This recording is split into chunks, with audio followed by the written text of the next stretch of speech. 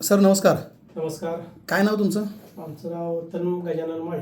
उत्तम माळी साहेब. आणि प्रॉपर गाव आपलं? गड मुडशिंगी, तालुका करवीर. करवीर. अच्छा अच्छा. तुमचं एज किती आहे सध्या? माझं 67. 67 एज आहे. 67. आमच्या समर सोशल फाउंडेशन आणि न्यूट्रिफिलच्या माध्यमातून तुम्ही कोणता प्रोडक्ट घेतला होता? अँटॉक्स डी आणि अँटॉक्स टी. हा समोर आहे हाच ना? हा डी आणि हा टी घेतला होता. ओके. घेऊन किती दिवस झाले? 1 महिना झाला. 1 महिना. 1 महिन्यापूर्वी तुम्ही ज्याला टी आणि डी घेतला, काय त्रास होता तुम्हाला?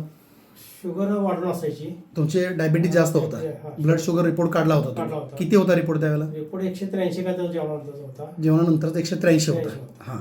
आणि त्रास काय काय व्हायचे शारीरिक तुम्हाला? शारीरिक थकवा जाणवायचा. हां. काय माळस यायचा. बरं. काय हां. कुठलंही काम करायला उत्साह नसायचा बॉडीमध्ये. ओके. डायबिटीस किती वर्षापासून आहे तुम्हाला? मला शुगर गेल्या 28 वर्षापासून. 28 वर्षापासून आहे. 28 वर्ष. 28 वर्ष गोळ्या चालू आहेत तुम्हाला? गोळ्या फक्त 2018 पर्यंत मी डायबेगॉन DS वर कंट्रोल केलं. बरं. हिमालया कंपनीच्या. बरं बरं. त्यानंतर मग इंग्लिश ॲलोपॅथीच्या गोळ्या चालू केलं. ॲलोपॅथीच्या गोळ्या चालून किती वर्ष झाली? 18 7 25 8 वर्ष झाली. 8 वर्ष झाली. म्हणजे 8 वर्षामध्ये ॲलोपॅथीच्या गोळ्या खाऊन देखील शुगर जास्तच दाखवते दाखवत होते. आणि बाकी शारीरिक ताणतणाव होताच. चालू होताच. ओके. फिटनेसपणा जाणवायचा. आता आपला प्रोडक्ट तुम्ही किती दिवस वापरला फाउंडेशनचा? 1 महिना वाटतो. 1 महिना तुम्ही डी टीचा वापर केला. त्यानंतर तुम्हाला शारीरिक फरक काय जाणवले?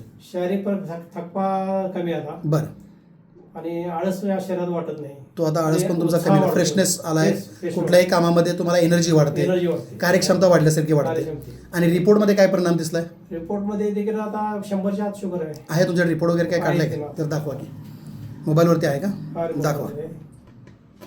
मग साधारणतः 18 वर्ष गोळ्या वापरल्यानंतर सुद्धा ह्या अडचणी होत्या. होत्या. 1 महिन्याच्या टी आणि डीच्या वापरामुळे कमी आलं तुमचं. कमी आलाय. ओके. हे तुमचं नाव आहे या ठिकाणी उत्तम माळी साहेब. 18/12/25 रिपोर्ट दिसतोय. जेवणाआधीची फक्त 73 आहे आणि जेवणानंतरची 84 आहे. Very good. HbA1c पण तुम्ही केला असेल. करायचं आहे आता. आता करा HbA1c पण एकदा. आणि जास्त फोकस HbA1c वर करा. इथं तर तुमचा रिपोर्ट नॉर्मलच आहे. आता एक नॉर्मल व्यक्तीचा जेवढा असायला पाहिजे तेवढा आहे. HbA1c करून परत एकदा तुम्ही डॉक्टरांचा सल्ला घेणं सुद्धा गरजेचं आहे. आणि डॉक्टरांच्या सल्ल्यानेच गोळ्या कमी किंवा बंद करा. बरोबर. ओके. बाकी आमच्या अभियानाविषयी आणि आमच्या प्रोडक्टविषयी तुम्ही खुश आहात? हो, एकदम खुश आहे. यस. तुम्ही 2-4 लोकांना पण काहीतरी माहिती दिली असं मी आता ऐकलं.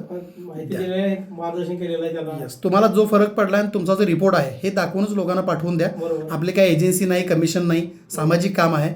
लोकांचं भलं व्हावं आणि त्यांना चांगलं मार्गदर्शन त्या आजारामध्ये मिळावं. बरोबर. ओके. आणि डॉक्टरांच्या सल्ल्यानेच गोळ्या तुम्हीही बंद करा आणि तुमच्या नातलगांना पण तेच सांगा. बरोबर. एकदम ओके. थँक्यू. धन्यवाद सर.